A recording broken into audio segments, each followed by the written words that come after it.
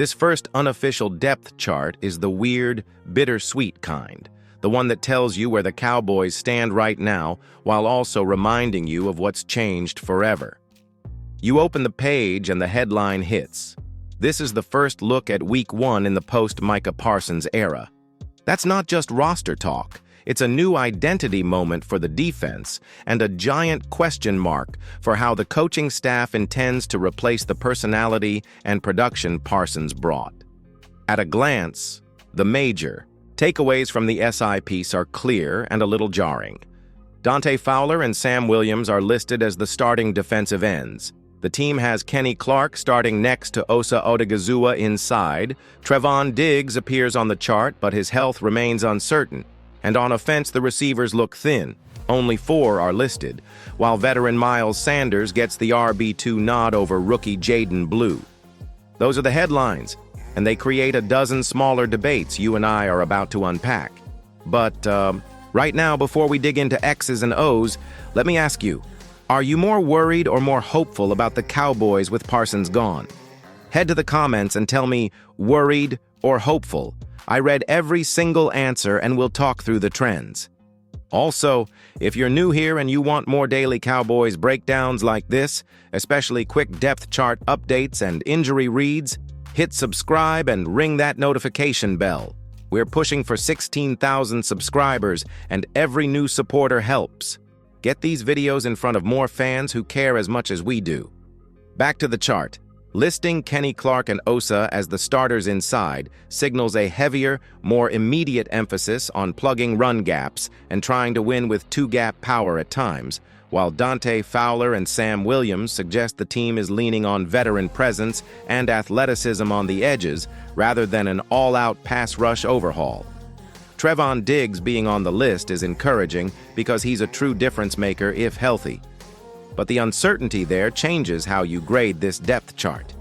If Diggs can't go, the secondary looks a lot different on paper. On offense, having just 4 receivers listed is a clear roster vulnerability. That forces the Cowboys to either add bodies quickly or to trust tight ends and running backs more in the passing game. Those are not subtle changes. They affect play calling, in-game adjustments, and even late-game roster decisions.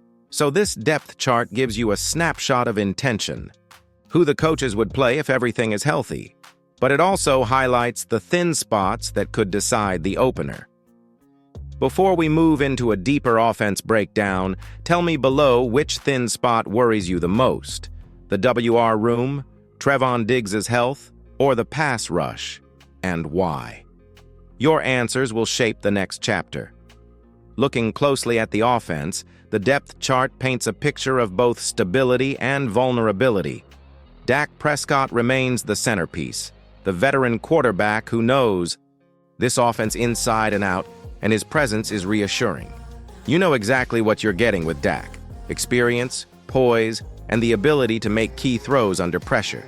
But once you start looking past him, some concerns begin to pop up. The wide receiver group is painfully thin, just 4 players listed. And that raises a lot of questions. In a passing game that thrives on spacing, matchups, and options, having a limited number of receivers could make the Cowboys' offense a little predictable. It also puts pressure on CeeDee Lamb to carry a heavy load, which isn't a bad thing for a star, but it does make him the focal point every single snap. Running back depth is another interesting piece of the puzzle.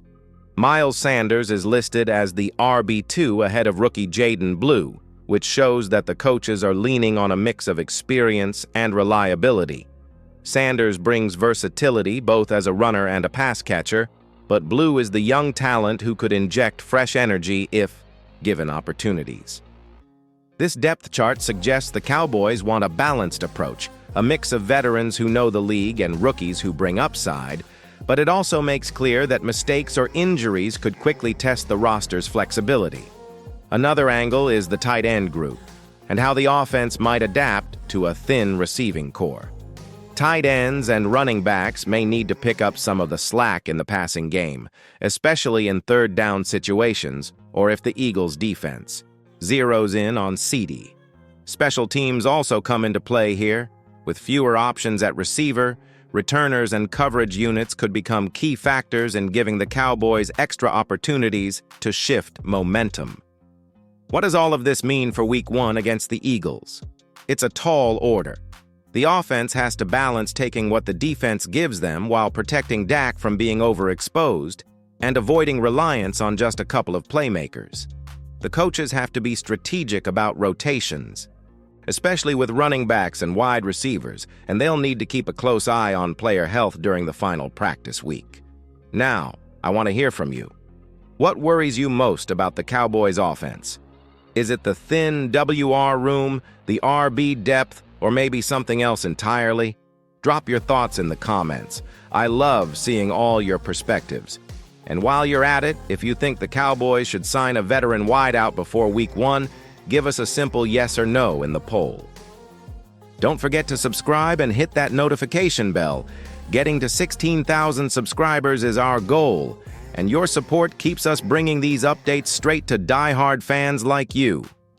Now let's dive into the defense, which is where the biggest storylines are this week.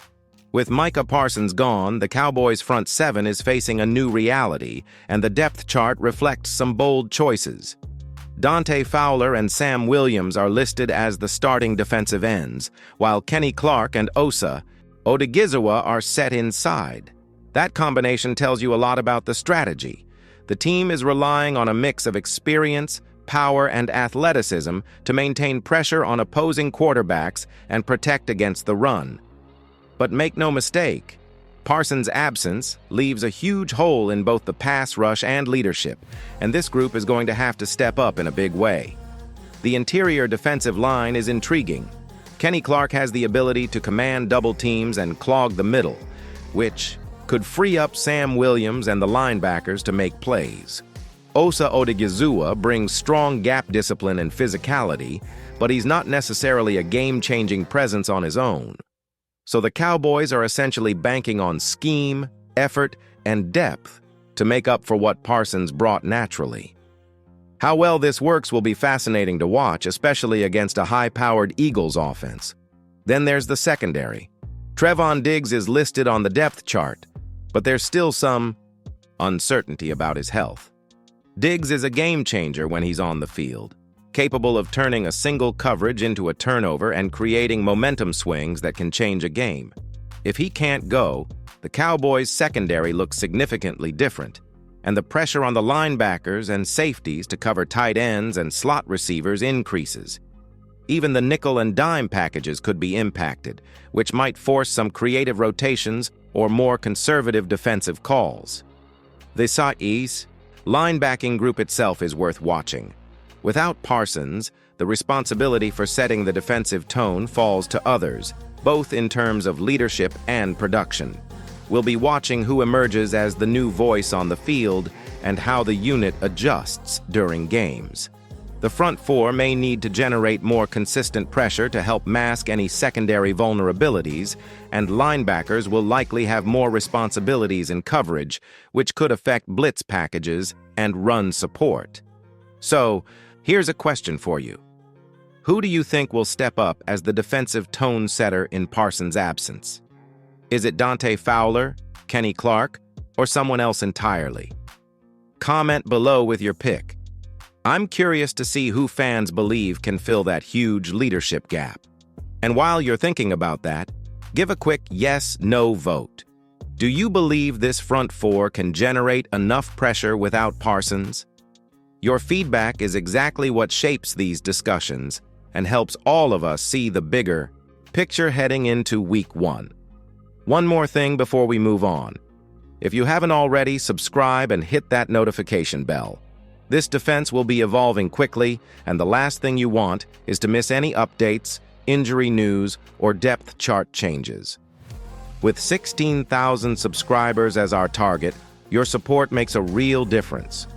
The defensive storylines this year are already compelling, and with the right focus, the Cowboys could surprise a lot of people. But it all starts with who steps up on the field in that first game. Now let's talk about the X factors, the players and situations that could swing Week 1 and set the tone for the early part of the season. On offense, rookies like Jaden Blue or depth receivers could make a sudden impact if injuries or matchups force the coach's hand. On defense, the unsung contributors, rotational linemen, backup linebackers, or secondary players stepping in for Trevon Diggs, may become the difference makers in critical moments. Special teams is another area to watch closely. In a thin receiving core, returners and coverage units could play an outsized role, creating opportunities or preventing costly mistakes. The final practice week before kickoff is crucial. Coaches will be observing reps, evaluating conditioning, and testing rotations to ensure they have answers for any unforeseen gaps. That's where the depth chart comes to life. It's not just names on a page, it's the blueprint for how the team will approach each play, each quarter, and each critical moment. Fans should watch closely for small adjustments, a shift in running back snaps, a change in cornerback pairings, or even new formations on third downs, because those subtle tweaks often reveal the team's Week 1 strategy. Here's what matters most. Expectations have to be realistic. This is a team adjusting to major defensive changes, thin receiver depth, and some uncertain health situations. Optimism is important, but so is understanding that the first game is likely to be a test of resilience, adaptability, and how quickly players can step up into new roles. Those players who seize the moment could define the narrative for the first month of the season. Before we wrap up, I want to hear from you one last time. Are you feeling optimistic about this Cowboys team, or do you think these early challenges could be too much? Drop a yes or no in the comments and share one bold prediction for Week 1. And of course, if you haven't already, hit that subscribe button and ring the notification bell. Every new subscriber brings us closer to our 16,000 goal, and it helps us keep bringing you the latest news, analysis, and breakdowns straight to your feed. So, that's the first look at the Cowboys' unofficial Week 1 depth chart. It's a mix of excitement, uncertainty, and opportunity. And now it's time to see who will step up, who will shine, and how the team will navigate this new season. Stay tuned, stay engaged, and get ready for what promises to be a compelling start to the year.